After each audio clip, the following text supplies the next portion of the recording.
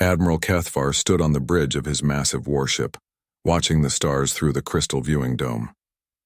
His forearms moved across the control panels with practiced ease. His black skin gleamed under the ship's blue lights. Behind him, his crew worked quietly at their stations. They all knew they were the best warriors in the galaxy. The Zaphirian Empire had conquered 847 star systems. Their ships were faster than anything else in space. Their weapons could destroy planets. Their technology was so advanced that other aliens looked like children playing with toys. For 2,000 years, no one had been able to stop them. Cathvar looked at the data pad in his lower left hand. It showed information about a small star system called Saul. The third planet from the star was called Earth. A young species lived there. They called themselves humans. The Admiral's mandibles clicked together as he read. These humans had only learned to travel faster than light 50 years ago.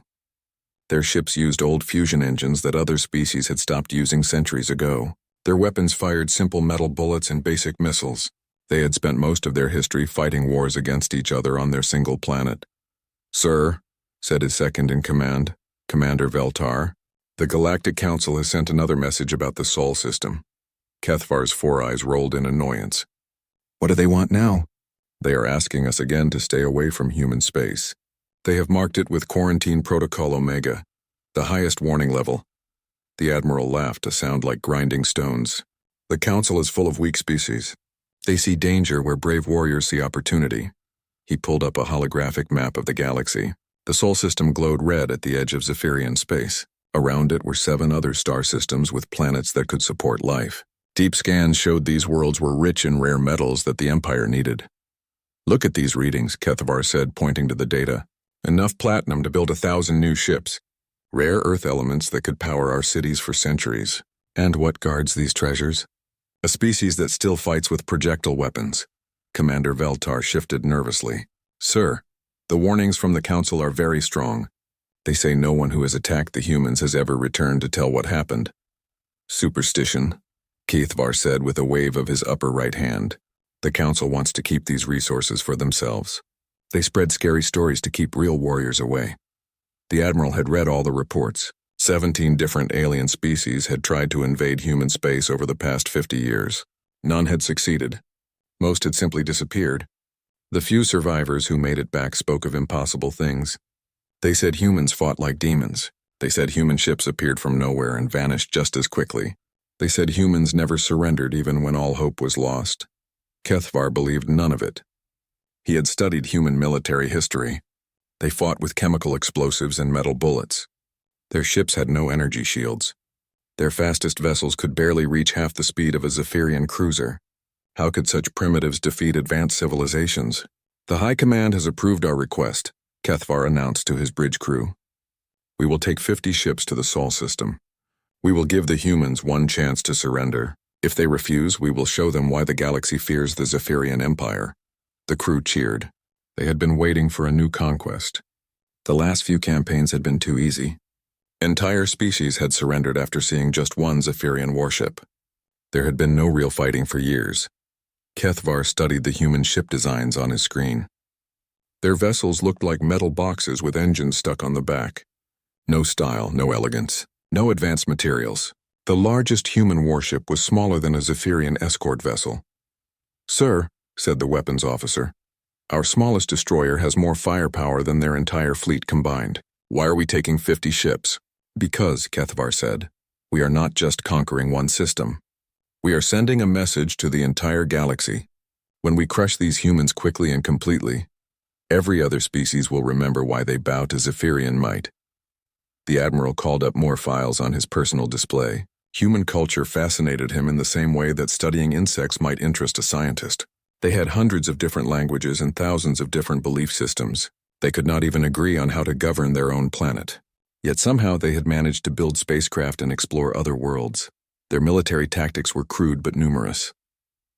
They seemed to prefer overwhelming their enemies with large numbers of simple weapons, rather than using sophisticated technology. They had something called nuclear weapons that could destroy cities, but these were primitive compared to Zaphirian planet crackers. What really amused Cathvar were the human entertainment programs his intelligence teams had intercepted. Humans made stories about fighting alien invaders. In these stories, the humans always won through clever tricks and determination. The Admiral found this hilarious. Humans were so primitive that they had to make up fantasy stories about defeating superior aliens. "Prepare the fleet for departure," Kethvar commanded. "We leave for the Saul system in 6 hours." As his crew rushed to carry out his orders, the Admiral looked once more at the warnings from the Galactic Council. Quarantine Protocol Omega was not given lightly. It was reserved for the most dangerous phenomena in the galaxy, unstable stars that could explode without warning. Regions of space where reality itself seemed to break down. Ancient alien artifacts that drove entire species insane. But humans, a species that had not even existed when the Zaphirian Empire began its conquest of the galaxy, the idea was laughable. Kethvar opened a communication channel to the High Command on the Zaphirian homeworld. The face of Grand Admiral Zethkor appeared on the screen, his ancient features carved from living metal. "Kethvar," the Grand Admiral said in his voice like thunder. "You understand the importance of this mission?" "Yes, sir. We will add 8 new systems to the Empire. The humans will surrender or be destroyed." "Good. The Council's warnings have made some of our allies nervous. They whisper that perhaps the Zaphirians are not as powerful as we claim. A quick victory will silence such talk." The communication ended and Kethvar smiled. This would be the easiest campaign of his career. He would return home as the Admiral who finally opened the forbidden region of space. Songs would be written about his victory. His name would be remembered forever. The Admiral had no way of knowing that songs would indeed be written about what happened in the Saul system. But they would not be Zaphirian victory songs. They would be human war chants, sung by species across the galaxy who learned that sometimes the most dangerous predator is the one that looks like prey. As the Zaphirian fleet prepared to depart, long-range sensors detected no human ships in the outer Sol system. The region appeared completely undefended. Kethvar took this as proof that the humans knew they could not fight a superior force. He was wrong. The humans were there. They were watching. And they were preparing to teach the galaxy's greatest military power a lesson about underestimating the species that had turned warfare into an art form during their long and bloody history. The trap was already set. The Zaphirians just had to be proud enough to walk into it. The Zaphirian fleet dropped out of faster-than-light travel at the edge of the Sol system, like a cluster of falling stars. 50 warships materialized in perfect formation, their crystal hulls catching and bending the light from the distant yellow sun. Each ship was a work of art and a weapon of mass destruction. Admiral Kethvar stood on his bridge, feeling the familiar thrill of a new conquest. His sensors showed him everything he needed to know about this primitive system. 9 planets circled the star. Several had human colonies. The third planet, Earth, showed the heat signatures of billions of human lives. "Begin long-range scans," Kethvar ordered. "I want to know the location of every human ship in this system." His tactical officer worked at his station for several minutes. "Sir, I am detecting 13 human vessels. All appear to be military ships based on their energy signatures. They are grouped near the 4th planet." Kethvar looked at the tactical display. 13 ships against 50. The humans had not even bothered to scatter their forces or try to hide. They were clustered together like frightened animals. "Open a communication channel on all frequencies," the Admiral commanded. "Let us give these humans their one chance to surrender." The communication officer nodded. "Channel open, sir." Kethvar straightened to his full 3-meter height. His voice carried the authority of a warrior who had never known defeat. "Attention, primitive species of the Sol system.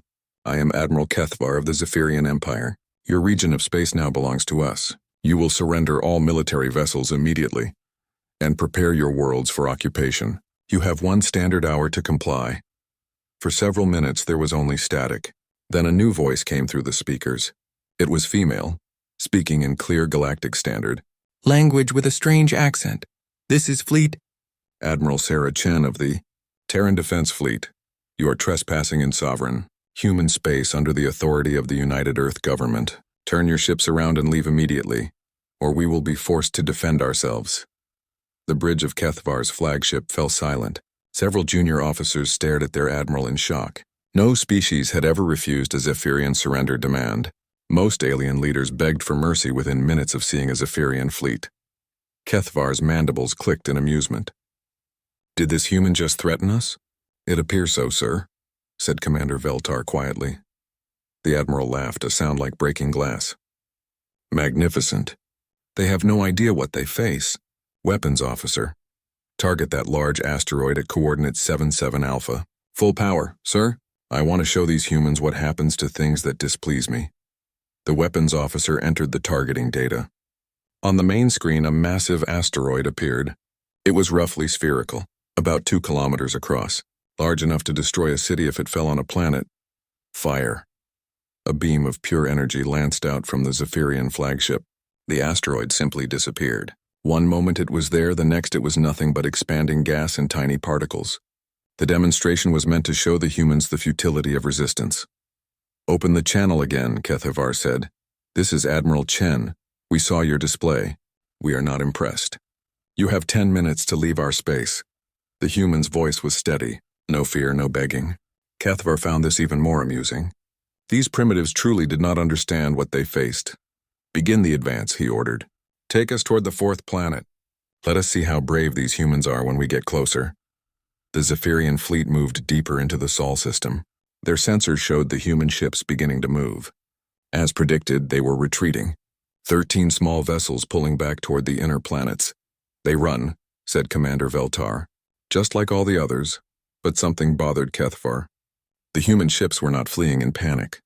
They moved in formation, covering each other as they withdrew. Their retreat was organized, disciplined. These humans fought like soldiers, not like terrified civilians. The chase continued past the orbit of the 4th planet, Mars. The humans kept falling back, always staying just out of weapons range. They led the Zaphirian fleet deeper into the system, past a broad belt of asteroids between the 4th and 5th planets.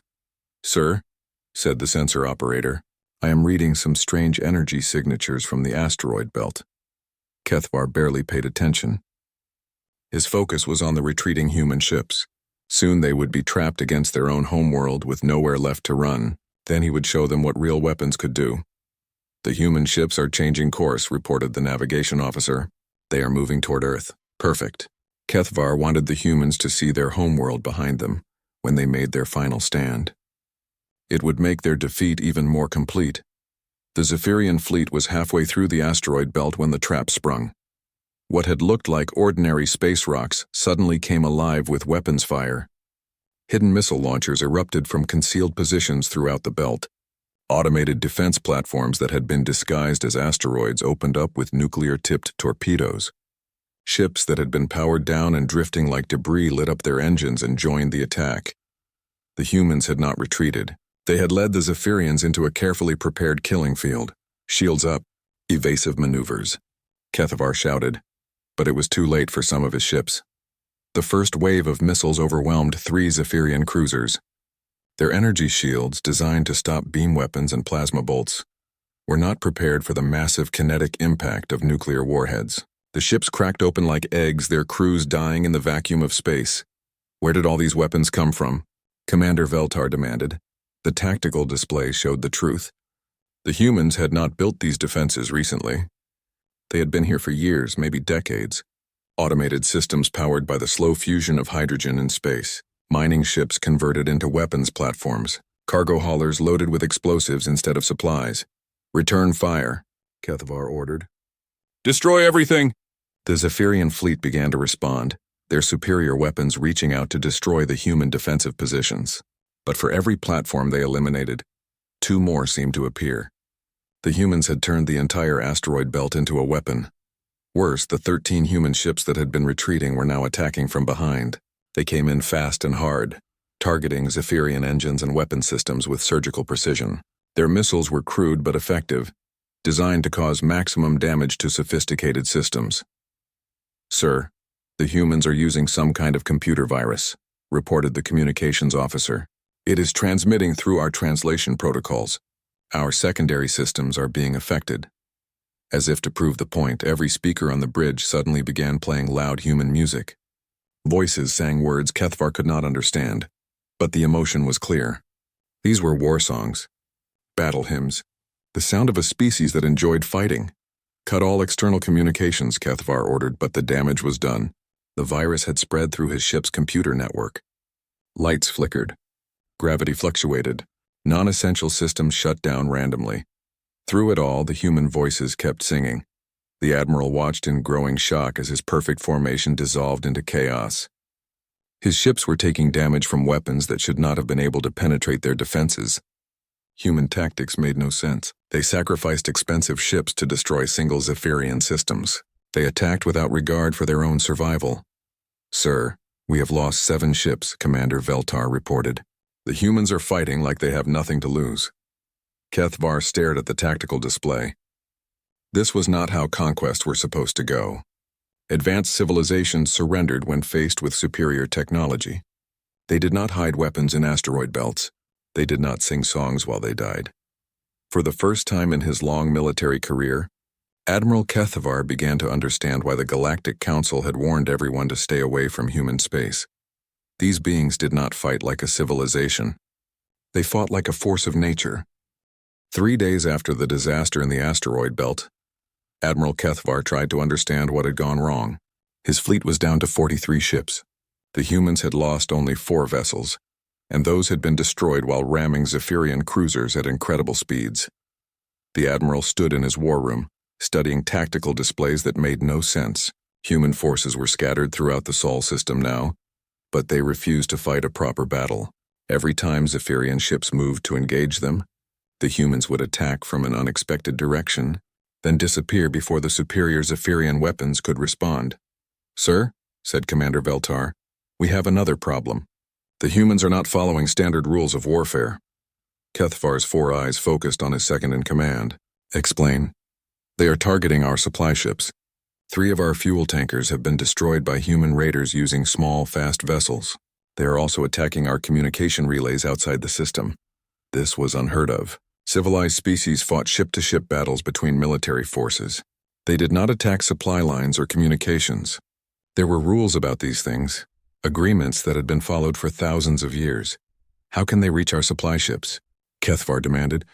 "Those vessels are 3 star systems away." "We do not know, sir.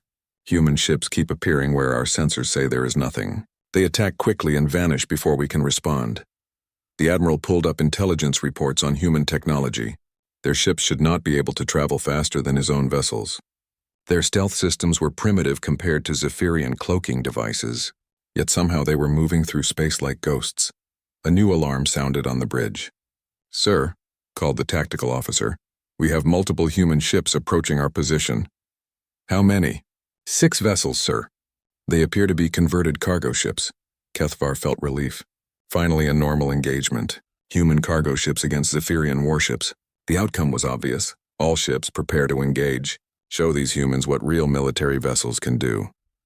The human ships came in fast, not bothering to dodge or maneuver. They flew straight at the Zaphirian formation like they were in a hurry to die. Kethvar's fleet opened fire, their energy weapons reaching out to destroy the approaching vessels. 2 human ships exploded under the barrage.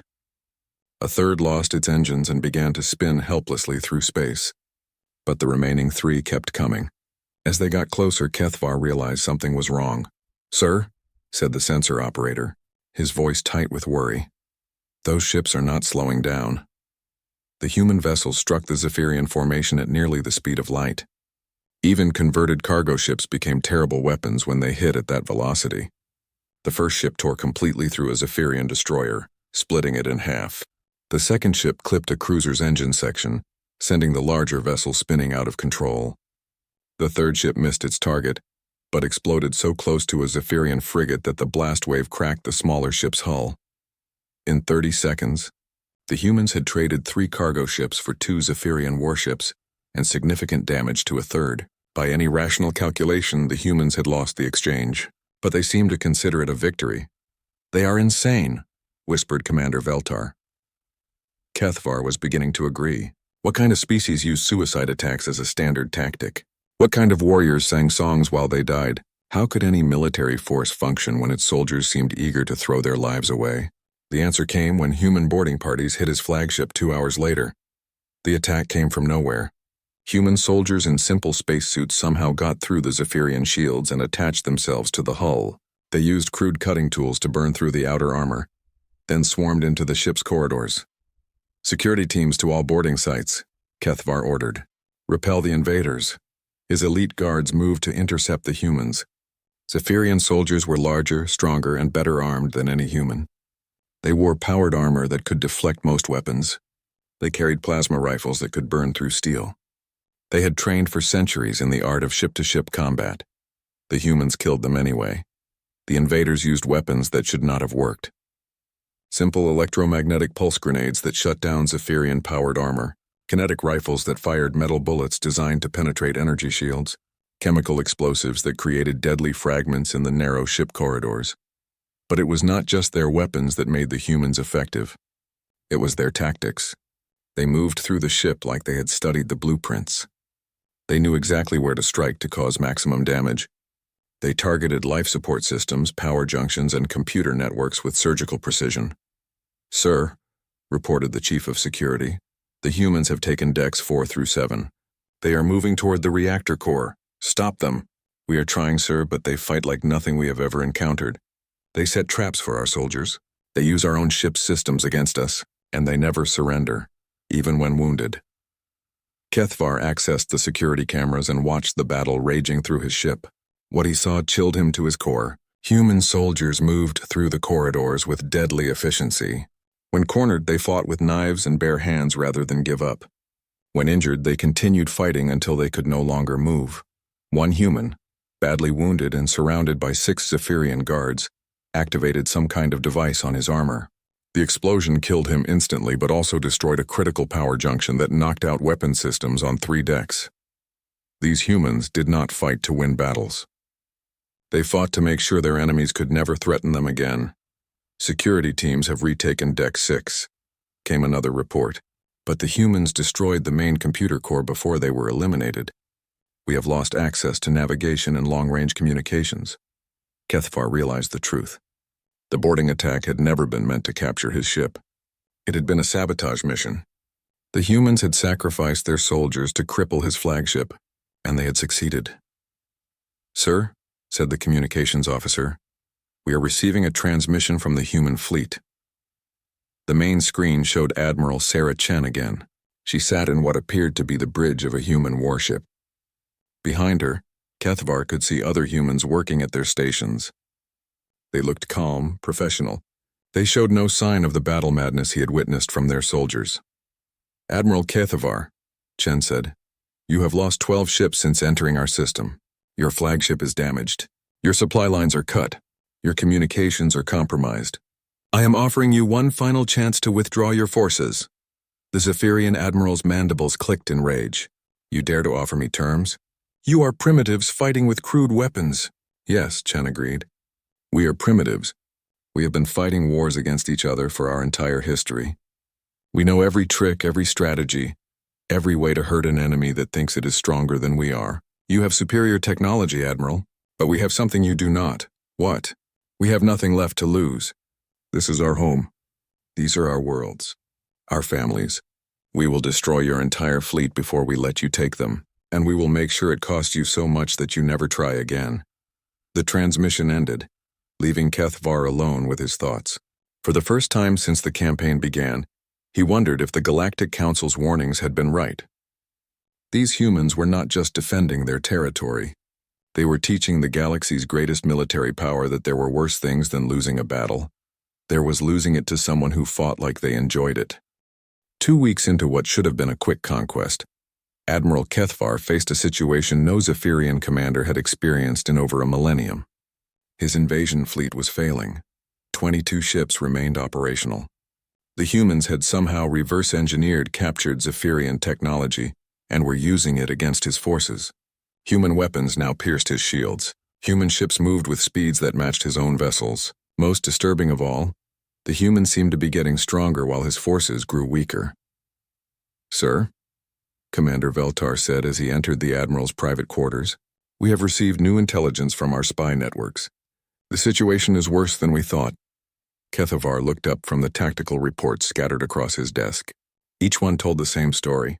Human raiding parties had struck Zaphirian outposts in 3 neighboring star systems. Military supply depots had been destroyed. Communications facilities had been captured. Colonial governors were reporting that their defense forces were deserting. "Show me," the Admiral said. Veltar activated a holographic display that showed the galactic region around Saul. Red marks indicated Zaphirian losses. Blue marks showed human activity. The pattern was clear and terrifying. The humans are not just defending their system, Veltar explained. They are launching attacks throughout our territory.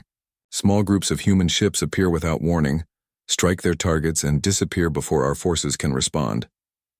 Kethvar studied the data. How is this possible? We destroyed most of their fleet in the first engagement. That is what we thought, sir. But our intelligence was wrong. The 13 ships we encountered were only a small part of the human fleet. They have been building vessels in secret for decades, hidden shipyards in asteroid belts and gas giant moons, mobile construction facilities that can be moved when discovered. The Admiral felt a chill run through his body. The humans had been preparing for this war long before the Zaphirian fleet arrived. They had studied their enemies and planned accordingly. Everything that had happened in the Sol system had been part of a larger strategy. There is more, sir, Veltar continued. The humans have been broadcasting footage of their victories throughout the Empire. Other conquered species are beginning to rebel. A new holographic display showed scenes from across Zaphirian space. On Kalara Prime, the local population had risen against their Zaphirian occupiers. The Vorthon colonies were refusing to pay tribute. 3 separate species had declared independence and were fighting Zaphirian garrison forces. They are copying human tactics, Veltar explained. Suicide attacks, sabotage missions, strikes against supply lines. The humans have given them hope that the Empire can be defeated. Kethvar stood and walked to the window of his quarters. Outside, the yellow star of the Sol system burned with steady light. Somewhere in that system, human forces were planning their next attack. The Admiral realized that he was no longer fighting just to conquer a few star systems. He was fighting to prevent the collapse of the entire Zaphirian Empire. What about reinforcements from the High Command? They cannot spare any ships, sir. The rebellions are spreading too quickly. Every available vessel is being sent to protect the homeworld and the core systems. The Admiral's personal communicator chimed. An urgent message from Zaphirian intelligence services. Kethvar read it twice before he could believe what it said. Human infiltrators had reached the Zaphirian homeworld itself. They had somehow penetrated the most secure military installation in the Empire and stolen detailed plans for the next generation of Zaphirian warships. Even worse, they had used the Empire's own communication networks to broadcast propaganda messages to conquered species throughout the galaxy. Sir, Veltar said quietly, perhaps it is time to consider withdrawal. Kethvar's mandibles clicked in rage. Withdrawal? The Zaphirian Empire does not retreat from primitives. But even as he said the words, the Admiral knew they were false. His forces were not just losing battles. They were being systematically destroyed by an enemy that seemed to understand warfare better than species with 10 times their technology. A new alarm sounded throughout the ship. All hands to battle stations. Human ships approaching. Kethvar rushed to the bridge. The tactical display showed 6 human vessels moving toward his fleet's position near the orbit of Mars. But something was different about these ships. They moved with perfect coordination, and their energy signatures were stronger than anything the humans had shown before. Sir, said the sensor operator, those human ships are using modified Zaphirian engines. They have somehow integrated our technology with their own. The Admiral watched in growing horror as the human vessels demonstrated capabilities that should have been impossible. They moved through space like dancers, dodging Zaphirian weapons fire with impossible grace. Their own weapons struck with surgical precision, targeting specific systems on Zaphirian ships. But the worst part was what happened when one of the human ships took critical damage. Instead of trying to escape or surrender, the vessel turned toward the largest Zaphirian cruiser and accelerated to ramming speed. The human captain broadcast a message on all frequencies as his ship approached its target. This is Captain Maria Santos of the Terran ship Defiance. Tell your Empire that Earth remembers its children. Tell them we are coming. The ship struck the Zaphirian cruiser amidships, and both vessels vanished in a ball of nuclear fire. In 30 seconds of combat, the humans had traded one ship for a vessel 3 times its size. By any reasonable standard, they had lost the exchange. But they acted like they had won a great victory.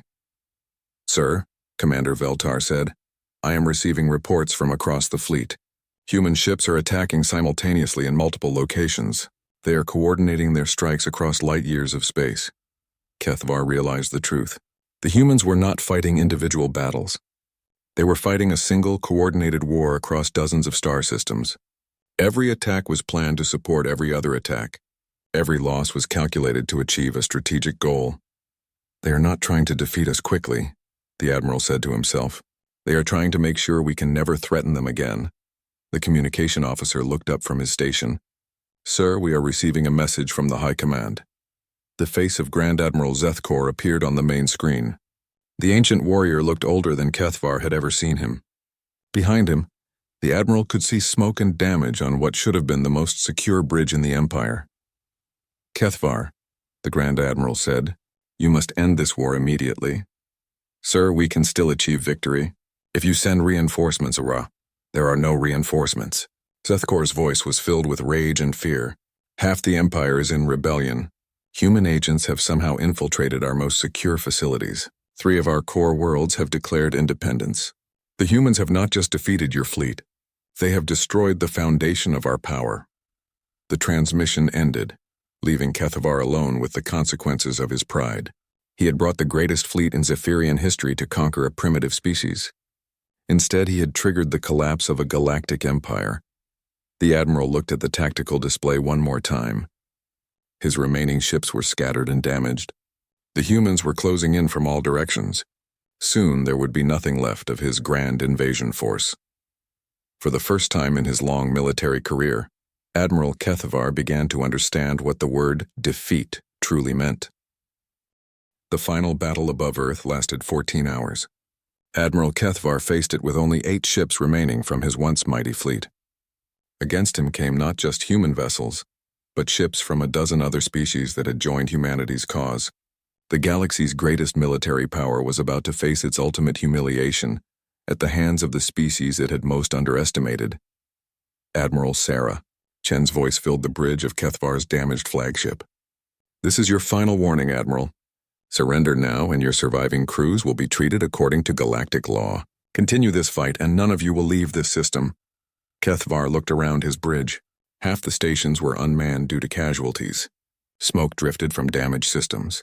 The lights flickered whenever the emergency power system cycled. His proud flagship, once the symbol of Zaphirian might, was dying around him. But surrender was not a word in the Zaphirian vocabulary. "All ships," he transmitted to his remaining vessels, "prepare for final assault. We will show these primitives how warriors of the Empire die." The last Zaphirian ships moved forward into Earth's orbital space. Before them waited a fleet unlike anything the galaxy had ever seen. Human vessels flew alongside Kelleran destroyers and Vorthon cruisers.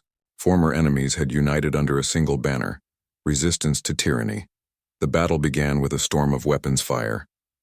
Zaphirian energy beams reached out to strike at the Allied fleet, but their enemies had learned to counter advanced technology with simpler solutions.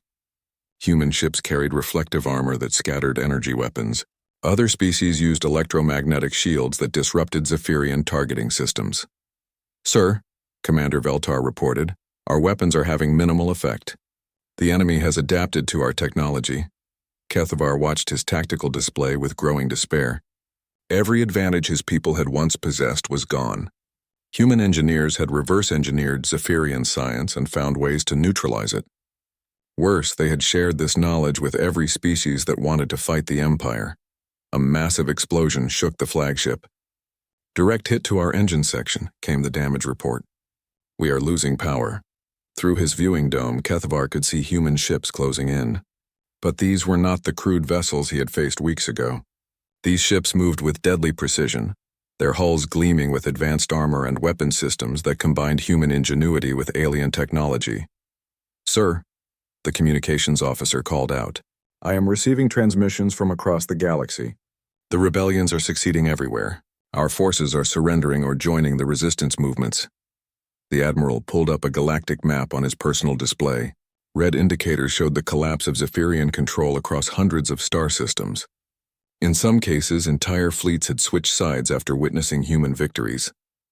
In others, local populations had risen up and driven out their occupiers without any outside help. The Zaphirian Empire, which had ruled the galaxy for 2,000 years, was collapsing in a matter of weeks. How did they do it? Kethvar asked himself. How did one primitive species destroy everything we built? "Commander Veltar, wounded but still at his post, provided the answer. They did not fight to conquer us, sir. They fought to inspire others. Every battle they won showed the galaxy that the Empire could be defeated. Every ship they destroyed proved that our technology was not invincible. Another explosion rocked the flagship. Human boarding parties were cutting through the hull in multiple locations. Soon enemy soldiers would be fighting in the corridors again, but this time, there would be no escape. Kethvar activated his personal communicator and sent a message to the Zaphirian High Command. It would be his final report as a military officer. This is Admiral Kethvar to High Command. The Saul expedition has failed completely. The human species is not primitive. They are the most dangerous warriors the galaxy has ever produced. They do not fight for conquest or glory. They fight for survival, and they will sacrifice anything to protect what they love. He paused, listening to the sounds of battle growing closer to his bridge. The humans have done more than defeat our fleet. They have shown every oppressed species in the galaxy that resistance is possible. The Empire cannot survive this revelation. My advice to the High Command is simple. Negotiate surrender while you still can. Do not make the same mistake I made. Do not underestimate the species that turned war into an art form. The communication ended just as human soldiers burst onto the bridge. They moved with the same deadly efficiency Kethvar had witnessed throughout the campaign. But their leader, a scarred human female, did not immediately open fire. "Admiral Kethvar," she said in accented galactic standard, "I am Colonel Martinez of the Terran Marine Corps. You are ordered to surrender your ship and your remaining fleet." The Admiral looked at his bridge crew. They were defeated, wounded, and far from home. He could order them to fight to the death, but what would be the point? The war was already lost. "I surrender," Kethvar said quietly. "But I have one question for you, human. Why did you spare us? Your species seems to prefer suicide attacks and total destruction." Colonel Martinez holstered her weapon. "Because we are not monsters, Admiral. We fight to protect our people, not to exterminate yours. Your empire enslaved half the galaxy, but that does not mean every Zaphirian deserves to die." Kethvar felt something he had never experienced before: respect for an enemy. These humans were more civilized in victory than his own people had been in conquest. "What will happen to my crew? They will be treated as prisoners of war until this conflict ends. Then they will be free to return home or choose to stay and help build a better galaxy." The Admiral was escorted from his bridge under guard, but with dignity. As he walked through the corridors of his dying ship, he passed windows that showed the space around Earth.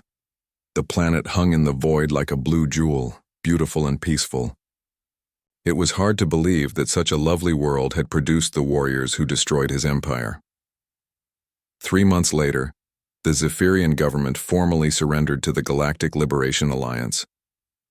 The empire that had ruled through fear and superior technology was replaced by a confederation of free species, working together as equals. Kethvar spent the rest of his life in comfortable exile on a human colony world. He wrote detailed accounts of the war, trying to understand how his people had fallen so completely. His writings became required reading at the new Galactic Military Academy, where officers from dozens of species studied the campaigns that had changed the balance of power forever. The most important lesson from Kethvar's war was simple. Never underestimate a species that has spent its entire history learning how to fight. The humans had not won through superior technology or overwhelming numbers. They had won by being better at war than anyone else in the galaxy. The former admiral often sat on his porch in the evenings, watching Earth's sun set over alien mountains. He would think about the warnings the Galactic Council had given, and how his pride had prevented him from listening. The Council had tried to tell him that humans were dangerous, but he had not understood what that meant. Humans were not dangerous because they were aggressive or cruel. They were dangerous because they never gave up. They adapted to any challenge, learned from any defeat, and turned every disadvantage into a weapon. They had taken the Zaphirian Empire's greatest strength, its technology, and made it their own. Most importantly, they had shown the galaxy that freedom was worth fighting for, no matter the cost. That lesson had spread from world to world, system to system, until the entire galactic order had changed forever. Kethvar's pride had indeed brought ruin, but not just to himself. It had brought ruin to an empire built on the oppression of others. In the end, perhaps that was the humans' greatest victory. They had not just defended their world but liberated a galaxy.